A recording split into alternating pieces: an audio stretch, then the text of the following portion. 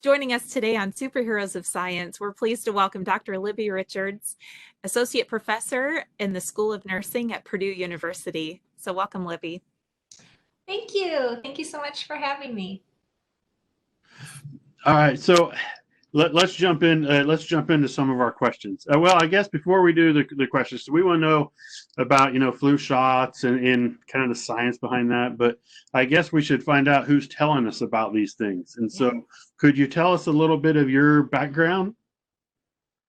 Sure. My background is in public health. I am a nurse by training, and my PhD is in public health promotion. I also have served in several leadership positions, including on the board of Indiana Public Health Association and also involved in the American Public Health Association. So my main goals as a nurse and in my research is to keep people healthy and outside. That's a good goal. That's a really good goal. Now, I know one of the things that's because we're kind of getting ready to start, to my understanding, the flu season thing. And so we wanted to make sure we got to talk to you about flu shots because there's seems to be a lot of information out there, but I think there's a lot of good and bad information out there.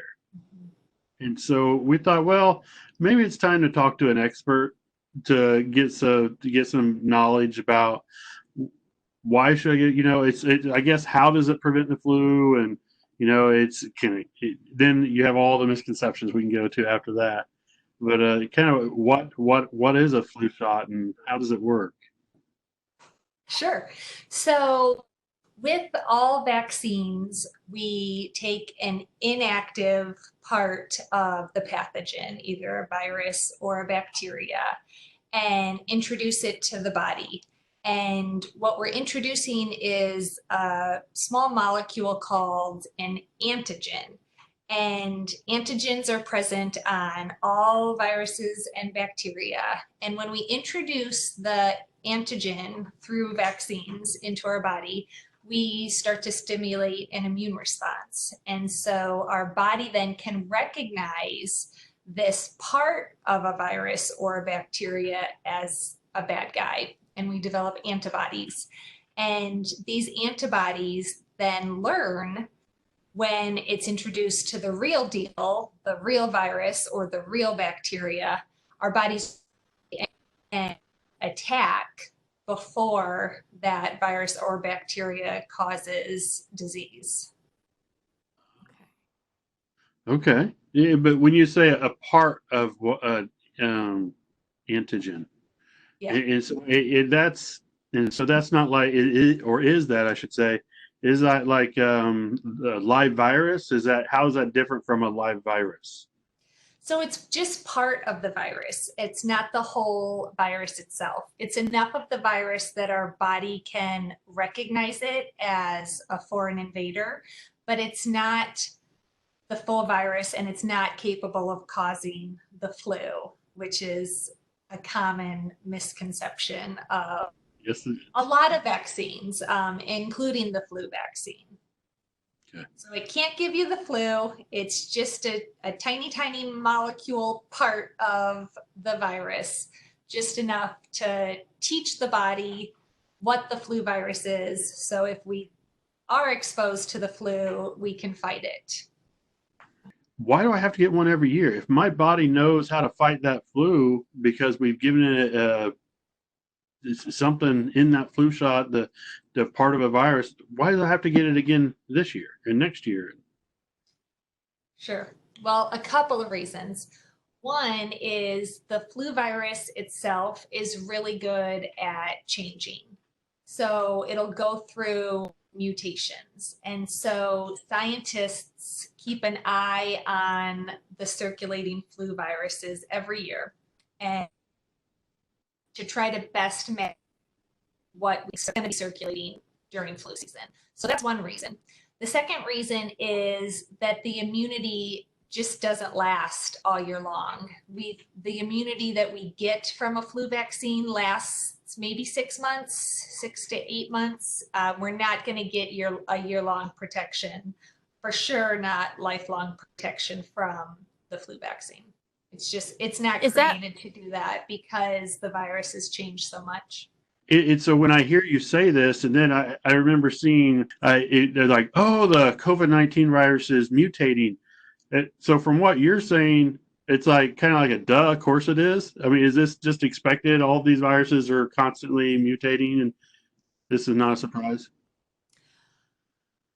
But yes, viruses do mutate. It's part of their natural progression. However, the coronavirus doesn't appear to be mutating at the same rate, for example, as influenza.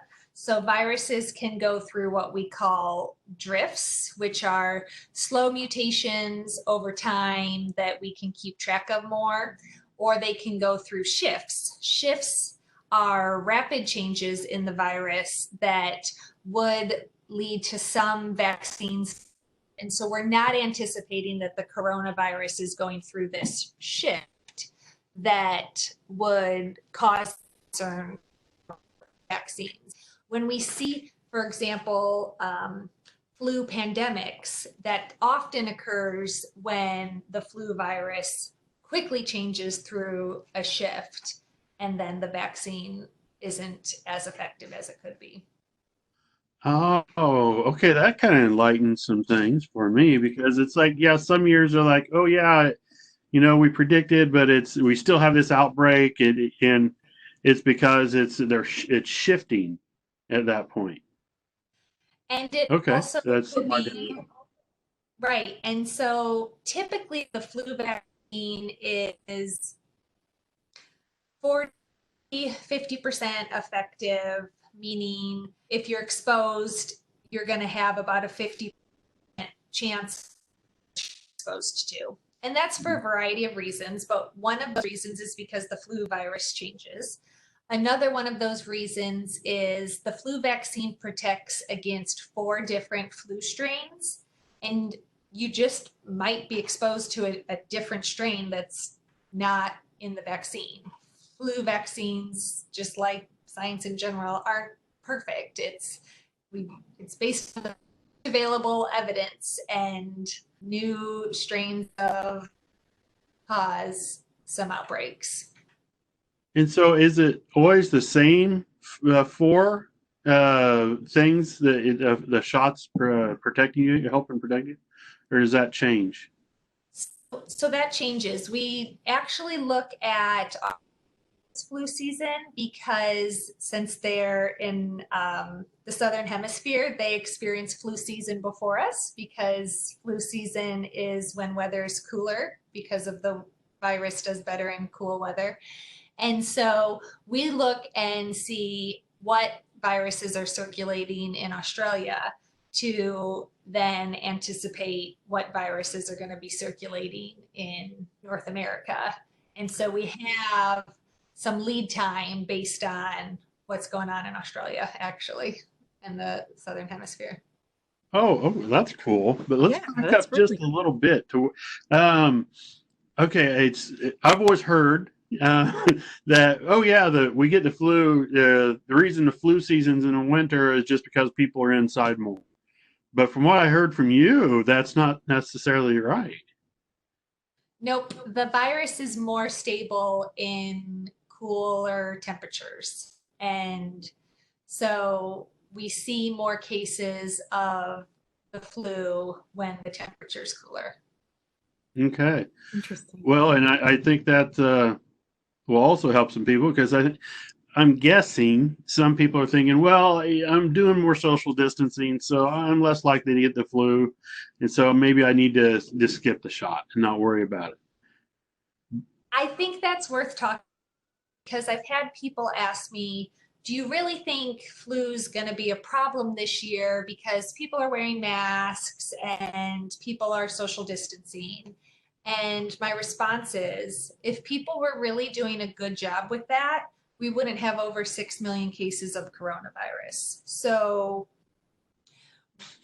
We've all seen people in the grocery stores take their masks off to talk to people, or touch their mask, or touch their eyes, or not have a mask, or be in groups. It's just natural human behavior to socialize. And so yes, if people were really good at washing their hands, keeping social distancing, and wearing a mask, we could totally have a low flu season. But we're obviously not doing that because coronavirus cases continue to rise. But that's not to say the science behind hand washing, mask wearing, and social distancing is strong and it works. But you have to do it consistently. It only takes one time to forget your mask or to forget to wash your hands that we then become exposed. So yeah, Well, I think that's why we need the flu vaccine still this year, because it obviously the flu and coronavirus are spread the same ways through respiratory droplets, and we haven't stopped the coronavirus cases, so I don't think we should expect that we're going to stop the flu. Sarah, you're going to ask something. Yeah, okay. Well, so let's say we get the flu vaccine, and we're still hand washing and masking and everything. But now let's say, okay, but I still get the flu. So what are some things I can do to care for myself at home? And are they similar or different from how I might care for myself if I end up with the coronavirus? Sure. So I'm going to answer that question, and then I'm going to circle back to why you feel after you get the flu vaccine, because I think that's a common point too. So most people who get the flu and coronavirus should stay at home and do self-care. Rest, limit your contact with others, keep surfaces clean to reduce contamination, keep yourself hydrated, use over-the-counter medications to treat fevers or to treat cough.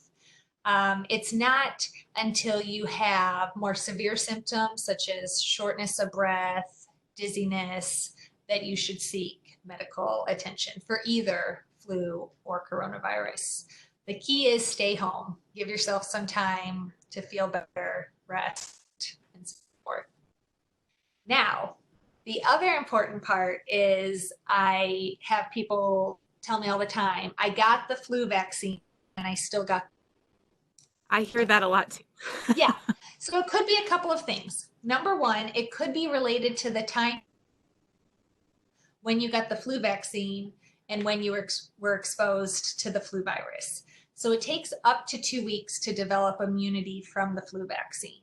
That's why we say get it now, because we know in October we're going to start to see flu cases start to increase. So you got to give your body 2 weeks to develop all those good antibodies we talked about, so you have protection. So if you get your flu vaccine and the next day you're exposed to the flu virus, chances are you're going to get the flu. The other thing is people commonly mistake being can have similar symptoms. Cold tends to be milder and last shorter, but people think it's the flu. Another thing is people mistake gastroenteritis and call it the stomach flu, when really the stomach flu actually isn't even a thing. So we should never say stomach and flu together. It's not the flu, not caused by anything flu related. It's caused by lots of different types of bacteria and viruses that cause things such as nausea, vomiting, and diarrhea. Not the flu at all. So when I hear people say the stomach flu, I'm like, nope, not at all. Also, another thing that can happen after people get the flu vaccine or other vaccines in general is they feel their body developing an immune response. So they may get a very low fever. They may feel some aches. They may feel tired for a day or two. That's actually really good. That's the sign that, you know, your body's doing what it should be and creating those antibodies and getting ready to fight if you're ever exposed. So, but people can mistake that immune response for getting sick with the flu. That's good. I want to ask another question, Libby, but if we have to edit this out, just tell me because I understand it might not. Okay. Oh my, where's she going with this? I know. Well, I've heard that we're close to maybe getting a vaccine for the coronavirus. And I know this is maybe a little outside of what we were asking you about, but some of the concerns I've heard from different people are that, well, once we have a vaccine, I don't want to be one of the first people getting this vaccine because it's new. And one of the most recent conspiracies I heard was that this is how a lot of movies go, that we need this worldwide, we need a vaccine. And then the first 8 million people that get it all are like, oh, you shouldn't have got this one. Now we need to take. So how safe do you feel that a newly developed vaccine for something like the coronavirus is, or for something like the flu? How safe are we to go ahead and get in line to get that? Sure. Vaccines go several different phases of clinical trials through development, testing, the right dose, and testing efficacy. And so the Food and Drug Administration, the FDA, is who's responsible for overseeing vaccine safety. And currently the coronavirus vaccine trials are finishing phase 2 and starting phase 3. So they've been tested in each trial has at least 30,000 people in it. And there's multiple phase 2 trials going on. So that we're talking lots, and not compared to the whole US population, but lots of people being tested in these phase 2 trials. And in order for a vaccine to move out of phase 2, it has to demonstrate that not only does it work, that it can produce an immune response, but also that it's safe, that the benefits of being vaccinated far outweigh any of the potential risks or side effects. And so the FDA wouldn't move it past phase 2 and phase 3 into circulation unless it was considered safe.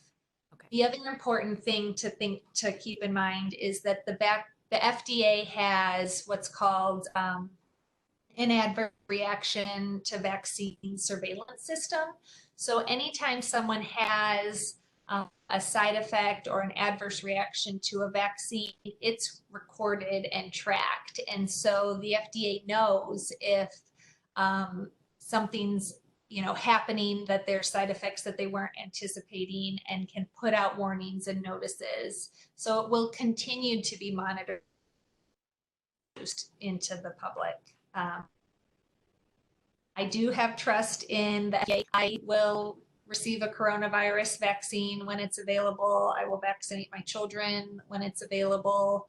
I got my flu shot yesterday, so I do have faith in our public health system. Thank you. I appreciate hearing that. And I guess I knew they were working on developing one, but I didn't even realize that they've had one and it's being tested and through large groups like that. I did not realize that. Mm-hmm. Wow. And all right, you said you got your flu shot already, and it's like September 3rd when we're recording. And so when are you saying the best time of year for people in the US to get their flu shot? So we recommend we wait until mid-October. I think we actually have more people getting the flu vaccine this year because of coronavirus, and there's been so much in the news about vaccines and so forth. So I think that I'm hoping that we have a high vaccination rate. However, we might start running short on vaccines. We only make a certain number of vaccines. We know that historically only about less than 50% of the US population receives a flu vaccine. So if we have a high vaccination rate, at some point we'll run out of vaccines likely. And so don't wait till November. Number one, the flu is really going to be circulating in November. And two, don't take a chance that you're going to have a hard time finding access to a vaccine. It's readily available in the community now. It's September, October. It's I time didn't to get even a think shot. about a limit to the number of vaccines that are created. So that's a great point. Yeah, you're saying go ahead and get, but what's all audiences? Because I hear some people say, "Oh, well, I'm not supposed, I shouldn't take one." It's always self-diagnosed when I hear it, but it's, "Oh, I shouldn't take one." So, what audiences should and probably should not? Sorry, I realize they need to talk to their doctor and stuff for sure before they do things, but in general, what are our recommendations? Okay. Well, the Centers for Disease Control and Prevention, the CDC, recommends everyone 6 months of age or older receive a flu vaccine with very few exceptions. So the very few exceptions are history of severe allergic reaction to a vaccine component, which is very unlikely. Some people who have a history of a syndrome called Guillain-Barré syndrome it's a autoimmune disorder that very rarely occurs after vaccination, very, very rarely. They may still get the vaccine, but maybe under more medical supervision. Babies under the age of 6 months aren't able to be vaccinated. So that's one of the populations we need to protect with vaccine for your health and for my health. But it's also really important for the health of our community and the health of our family, because there are populations that are high risk or can't be vaccinated, such as babies. And so when we have a lot of our vaccinated, that protects those high risk groups who can't be vaccinated. And I like the fact that you mentioned it's our community. It's not just who's living in your house. It's the entire community. I mean, if you go to the grocery store one time, then you're one step away from most of your community. And so a lot of people think, "Oh, no, I don't live with any, That's exactly any right. little babies, and so it doesn't matter for me." But that's not true at all. Nope, it's not true at all. And that's really what public health is all about. It's trying to keep as many people healthy as possible. And part of that is through individual action. This is good because we have so many misconceptions out there, and it's really nice to be able to address some of these directly. Yes. I know we're going to start hearing more and more of these misconceptions thrown out there. And I'm sure you being nursing and a professor at that, they probably direct them at you, not to you. Right. Well,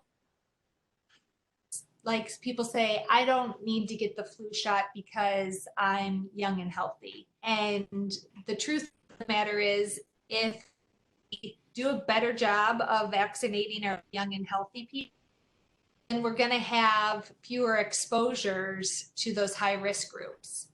So you may be young and healthy, but it's likely that you have grandparents or parents who might be older that you would like to see maybe over the holidays. But if you bring the flu to them during, Thanksgiving or Christmas, you may not have any flu, but your loved one, for example, could have severe complications from the flu. Yeah. Good. No. Good point. Yeah, it is. It is. It's something that we're afraid to tell people directly is if you don't get your flu shot, you're just being selfish and you're responsible for other people. I'll say it's super true. Unfortunately, that's what it is. And so I'm glad we've been able to talk about some of the misconceptions and discuss how these things propagate. I'm really glad that you mentioned the kind of the steps of getting something approved. Yes. Yeah, that's important. And to think there's multiple studies out there with like 30,000 people in these studies is that I think that's a lot more reassuring. Well, and also I appreciate that there's a system for documenting when there, like you said, adverse reactions to those. I mean, that's important too. So the fact that all that's tracked, I think, is really good. Yeah. Absolutely. I can't think of other misconceptions that might to mention. And I think we hit all the big ones. I think I hear. Good. I think we do too. Sarah, did you have anything else that you wanted to? No, just thank you for your time. We appreciate your expertise and speaking with us about this. You're welcome.